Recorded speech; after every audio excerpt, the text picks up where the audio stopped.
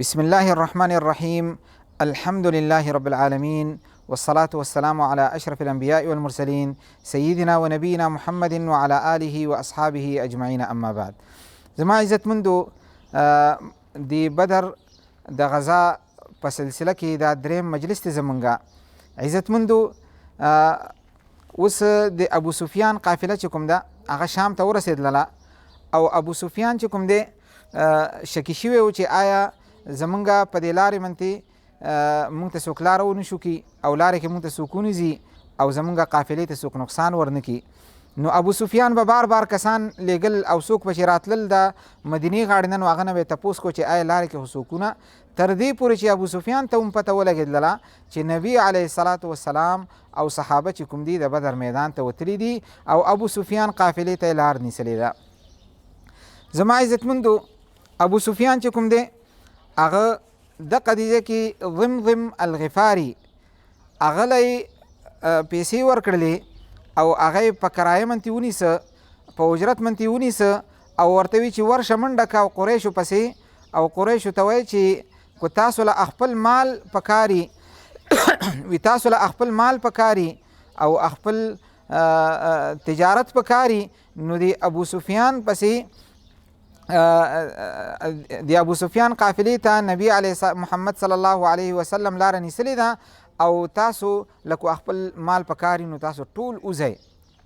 نو ضمضم الغفاري زما عزتمندو دی چې کله مکې ته ورسېده نو دی داسې په طریقې سره لاړه چې بالکل د ایمرجنسي په طریقې سره دی لاړه او هلته د خپل د اس پوزه چې کوم ده هغه غوسه کړله او د اس مخه چې کوم ده هغه د مدینې غاړې ته کړله او په اس منتې سور شه او چغه یې کړله وی یا قریش وی چې تاسو وځئ او ټول د سیل مینه وځئ، ستاسو قافلې منتې محمد صلی الله علیه وسلم هغه پې حمله وکړله او قافله مال چې کوم دی هغه ستاسو ټول لاړ او خپل مال کو تاسو له پکاري نو تاسو خپلې قافلې پسې وځئ.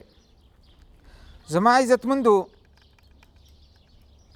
اوس شاته مونږه قصه په دې ځای کې ودرولې وه کله مکه کې چې یو د العباس رضی الله تعالی عنه او د ابو جهل په منځ کې خبرې کېدلې، د العباس رضی الله تعالی عنه او د ابو جهل په منځ کې خبرې کېدلې او ابو جهل چې کله دې ځای کې العباس چې ده ته خبره واوروله او ده ورته څه ونه وي د ابو جهل، نو د دې وجه دا وه دقه دې ځای کې ضمضم الغفاري دې ځای ته ورسېده او ده ته ابو جهل ویلي وي 3 ورځې به مونږ انتظار وکړو او که ستا د دې خور دا خبره چې کوم ده دا صحیح ونه ختلله او د دې دا خوب چې کوم دی صحیح ونه خته نو زه به تاسو ډېر زیات بېعزته کوم، او په 3 ورځې منتې کله چې العباس رضی الله تعالی عنه ابو جهل ته خبرې واورولې ده ورته څه ونه وي، نو دې ځای کې ضمضم الغفاري چې کوم دی هغه را ورسېده او هغه دا خبره وکړله. نو ابو جهل مصروفه شه او یو دم د لیوني په شانتې او د یو سخوټي په شانتې سخي په شانتې چغې د شروع کړلې، د لیونو په شانتې چغې شروع کړلې او ټول قریش چې کوم دي زما عزتمندو د سیل مینه ټول را ووتلل بغیر د یو کس نه چې هغه یریږي وځي نه. هغه څوک زما عزتمندو هغه امیه ابن خلف د هغه کسو زما عزتمندو کله چې سعد ابن معاذ رضی الله تعالی عنه عمرې له راغلی او ابو جهل دی منې که او ده ته یې وي چې ته به طواف نشي کولی، نو دی طواف نه منې که، نو دا امیه ابن خلف ده سره و، نو د سعد ابن معاذ رضی الله تعالی عنه د امیه ابن خلف ته مخکې ورته وي چې ستا په بارې کې خو ما محمد صلی الله علیه وسلم نه دا خبره اورېدې ده چې هغه وي چې زه به امیه ابن خلف نه به زه قتلومه، زه به یې وژنم.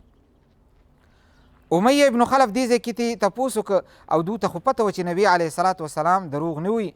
نو زما عزتمندو امیه ابن خلف دنه تپوس وکړه چې آیا په مکه کې کو په مکې نه بار، نو ده ورته وي چې ما ادري وی لا ادري وی ما ته د دې پته نشته چې مکه کې او کو په مکه نه بار. نو د دې ځای کې قسم وکړه چې زما د په خدای منتې قسمي چې زه به د مکې نه چېرته ونځم. دې ځای کې اوس دی حیران شه، ټول سرداران چې کوم دی هغه ووتلل بغیر د امیه ابن خلف نه چې هغې نشي وتللی زما عزتمندو او یریږي. نو دی لاړه خپل ښځې پسې او ښځې ته یې دا خبره وکړله، قصه یې ورته وکړله.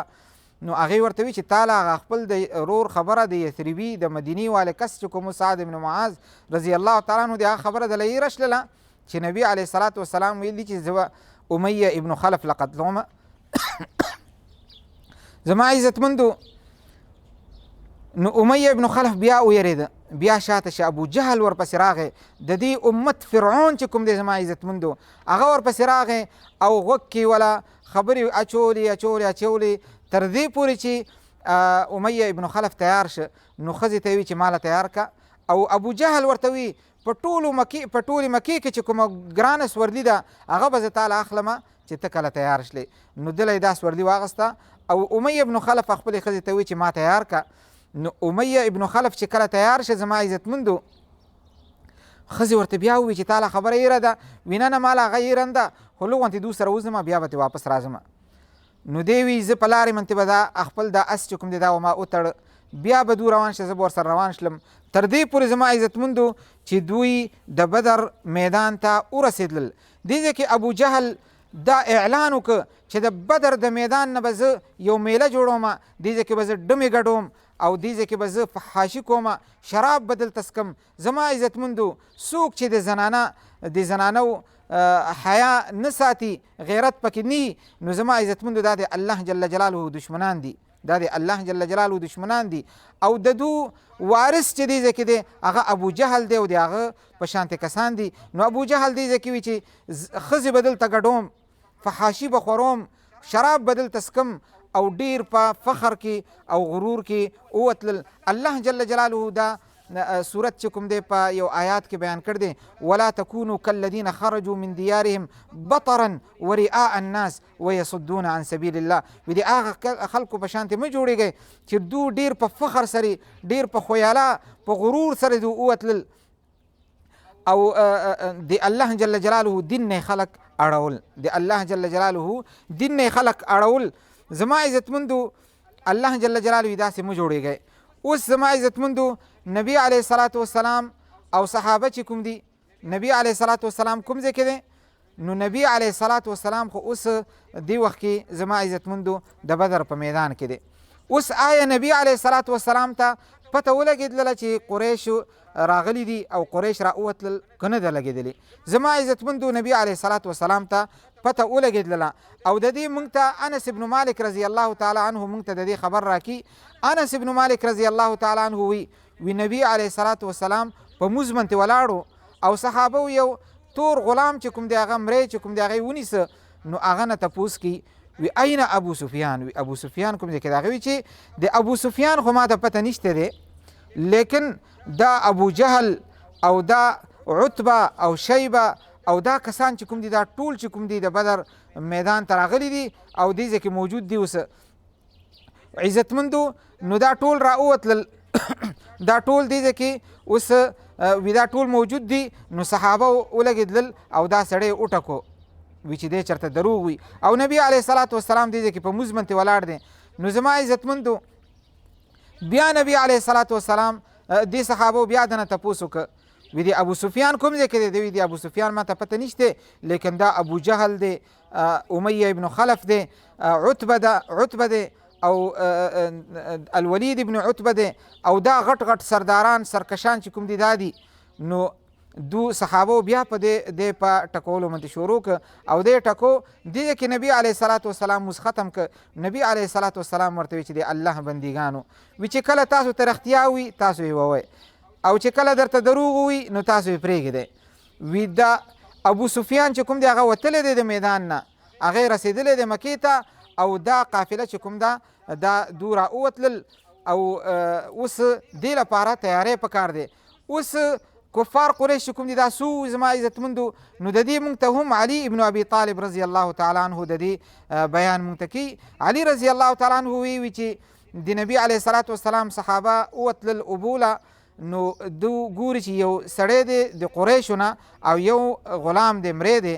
نو دوی دا دواړه کسانو منتې حمله وکړله. نو دی دا غلام چې کوم دی د دو په لاس منتې راغی او دا قریشي چې کوم دی دا د ګوتو نه یې ووته او دی وتښتېده. نو دو دا غلام ونیسه. نو د نبی علیه الصلاة والسلام مخې ته چې کله پیش که نبی علیه الصلاة والسلام دنه تپوس کی چې دا قوم چې کوم دی څو کسان دي؟ دا څو کسان دي؟ نو ده ورته وي چې ما ته خو پته نشته دی چې څو دي. وي ښه بیا په ورځې کې په وخت منتې دو څو اوښان علالي، په ورځې کې څو اوښان دو علالي. نو ده ورته وي چې دو خو یا 9 یا 10. نو نبي علیه الصلاة والسلام وی چې دا القوم ما بین 900 الی 1000 وی دا خو 900 نه 1000 کسانو پورې دي، ځکه یو اوښ چې کوم دی د 100 کسانو له یو اوښ چې کوم دی د 100 کسانو له پوره. الله جل جلاله موږ له دې عمل کولو توفیق راکړي. الله جل جلاله موږ له دا پوهه نصیب کړي. واخر دعوانا ان الحمد لله رب العالمین وصلى الله وسلم وبارك على نبينا محمد وعلى آله وأصحابه أجمعين.